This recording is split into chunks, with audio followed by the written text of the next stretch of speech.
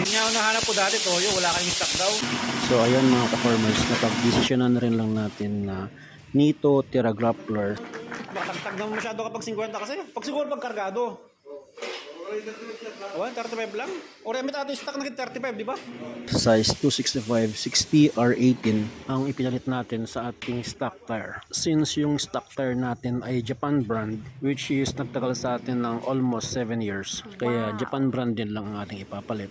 Yung issue as usual, syempre kapag quality ay medyo may presyo, pero para sa ating mga ka-farmers, yung pricing naman yan is ma-overshadowhan niya ng comfort and peace of mind kapag ginagamit natin yung gulong, lalo pag sa mga long rides. Tapos madalas pamilya pa natin ng karga natin. Di, syempre kailangan protektado sila kapag tayo'y tumatakbo.